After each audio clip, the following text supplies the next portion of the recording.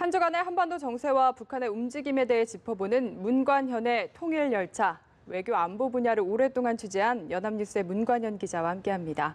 안녕하십니까? 네, 안녕하십니까? 안녕하십니까? 정전협정 체결이 7월 27일, 그러니까 이틀 앞으로 다가왔습니다.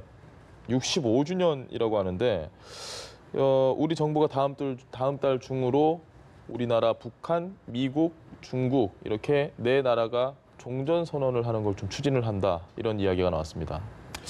네, 맞습니다. 오늘 아침 그 조간 일부에 예. 다음 달 중으로 빠르면은 남한, 북한, 미국, 중국 이 사자가 참여하는 정전선언을 채택하는 행사가 현재 추진 중이다, 이렇게 발표를 했는데요. 예. 일단 그 문재인 대통령과 김정은 국무위원장이 지난 그 4월 27일 날 판문점에서 만나가지고 역사적인 남북 정상회담을 개최한 자리에서 정전협정 체결 65주년인 올해 연내에 종전선언을 이제 정전협정을 이제 평화협정으로 대체하고, 그리고 남북미 또는 남북미중 이 사자회담을 개최하기로 이제 합의를 했었습니다. 그런데 이제 두 번째 약 한 달 뒤인 5월 하순에 문재인 대통령이 다시 김정은 국무위원장을 판문점에서 이제 두 번째 만났었는데요. 네. 이 이후에 기자 브리핑을 통해서는 만약에 북미 정상회담이 이제 성공적으로 개최가 될 경우에는 남북미, 중요한 것은 여기서 이 삼자 회담이 추진이 돼서 그 종전선언이 추진될 것이다, 이렇게 얘기를 했었습니다.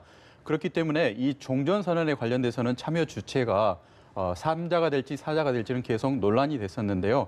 일단 종전선언을 채택하는 데 대해서는 당사자라고 할 수 있는 미국과 북한도 역시 계속 같은 뜻을 보였고, 특히 김영철 그 통일전선부장이 워싱턴을 직접 방문해서 트럼프 대통령을 만나고 나서 트럼프 대통령이 기자회견을 할 때도 6월 달에 싱가포르에서 북미 정상회담이 열리게 되면은 종전선언에 대해서 논의가 있을 것이다, 이렇게 가능성을 열어놓았습니다. 그렇기 때문에 싱가포르 북미 정상회담에서는 일단 그 종전선언이 채택이 되지 않을까, 이렇게 기대한 사람들이 많았었고요.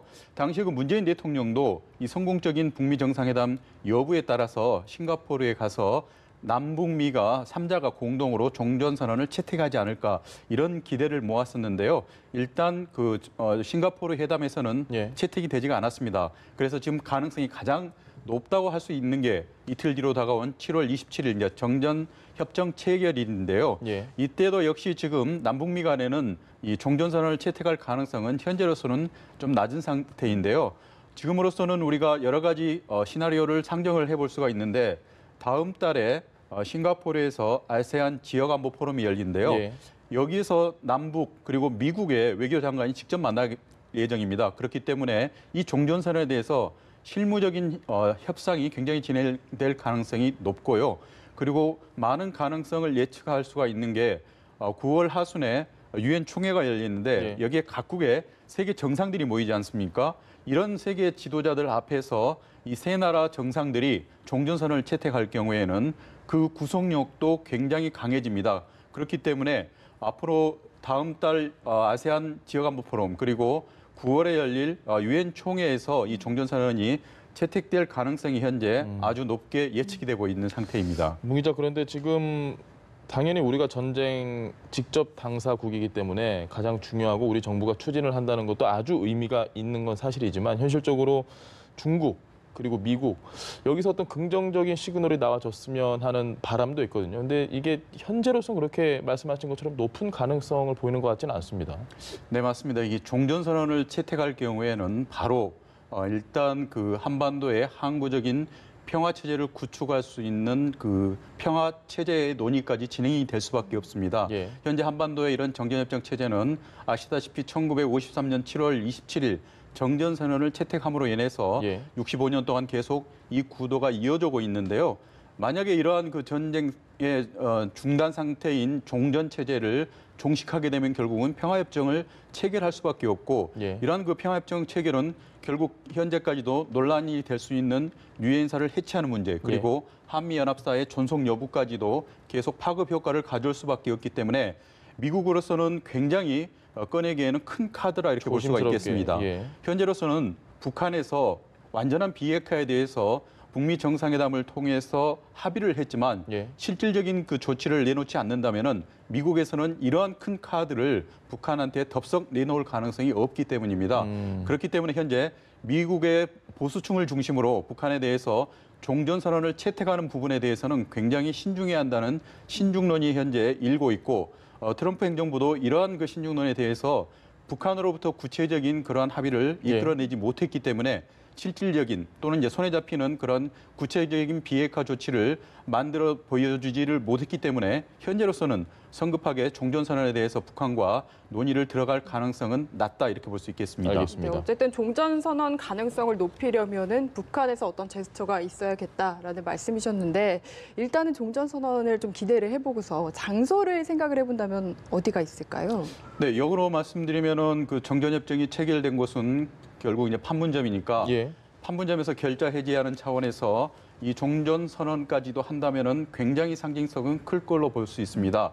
더군다나 남북의 정상들이 이미 4월과 5월 두 차례나 이 판문점이라는 상징적인 공간에서 이 분단 상태를 상징하는 세계 유일의 냉전지대인 한반도에 남아있는 판문점이라는 공간에서 현재 두 차례나 정상회담을 개최하지 않았습니까? 예. 그렇기 때문에 이러한 정전 체제를 이제는 종식할 수 있는 마지막 선언을 할 수 있는 곳은 바로 이제 판문점이 될 가능성이 높은데요. 예. 일단 이 가능성은 현재로서는 낮다 이렇게 볼 수가 있겠습니다. 현재로서는 미국에서 이 판문점보다는 일단 트럼프 대통령이 북미 정상회담을 한 이후에 기자회견을 통해서 김정은 국무위원장을 미국에 초청할 의사가 있습니까? 이렇게 기자들이 물었었는데요.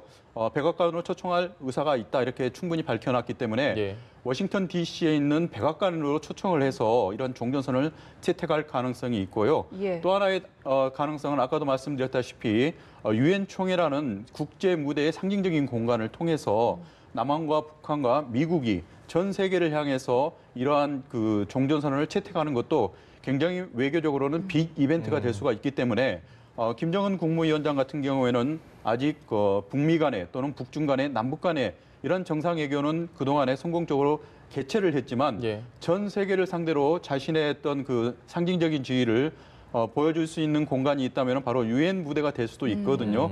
그래서 북한의 입장에서 보더라도 오히려 이런 판문점이라는 공간보다는 유엔이라는 국제 무대를 통해서 김정은 국무위원장이 등장하는 것도 굉장히 큰 정치적인 임팩트가 있기 때문에 현재로서는 연내에 종전선언을 한다는 그 판문점 선언이 유효하다면은 이러한 가능성에 대해서는 모두 다 열어놓고 예. 추진할 걸로 현재 예상할 수가 있겠습니다. 알겠습니다. 다음 이슈로 넘어가 보도록 하겠습니다.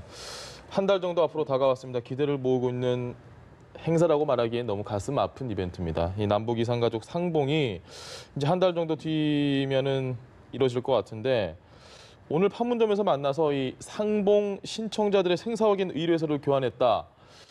궁금합니다. 상봉 신청자들의 생사 확인 의뢰서를 교환한다는 게 어떤 의미인지도 궁금하고 이게 진행이 지금 잘 되고 있다는 얘기인 거죠, 그럼? 네, 맞습니다. 일단 뭐 결론부터 말씀드리면은 이번에 이제 20번째 맞이하는 남북 이산가족 상봉 행사는 예. 예정대로 착착 잘 진행이 되고 있습니다. 지난 3일 날 우리 측에서는 당시에 200명 그리고 북측에서는 250명의 이산가족에 대해서 예. 현재 살아있는지 생사 여부를 확인해 달라는 그러한 의견서를 각각 교환을 했습니다. 그래서 그동안에 남한의 대한적십자사 그리고 북한의 조선적십자회가 자체 인력과 조직을 동원해서 이러한 일단 상대방에서 생사 확인을 의뢰온 이 이산가족 대상자들 직접 만나서 면담을 했습니다. 그래서 현재 건강 상태는 어떠한지 예. 그리고 상대방이 이러한 그 상봉을 요청을 해왔는데 거기 행사에 참여할 의사가 있는지에 대해서 각각 확인을 해서요. 그 결과를 오늘 봉투를 통해서 판문점에서 만나서 결과를 이제는 그 교환을 했는데요. 일단 다음 달 중으로 이 250명, 200명에 대해서는 최종적인 이러한 그 선발 과정을 더 거칠 예정입니다. 그래서 마지막에는 이제 100명씩 이산가족을 선정을 해가지고요. 예정대로 된다면은 이제 8월 20일부터 26일까지 예. 이전과 마찬가지로 이제 금강산에서 이산가족 상봉 행사가 열릴 예정인데요. 그동안에 이제 이산가족 상봉 행사가 박근혜 정부에 끊기고 그동안에 이제 문재인 정부 들어서는 이제 처음 열리지 않습니까? 그렇기 때문에 금강산 관광까지 그동안에 이제 같이. 중단된 상태였기 때문에 예. 현재 금강산 관광지구에 이산가족 면회소가 있어서 그 면회소가 폐쇄가 된 상태였습니다.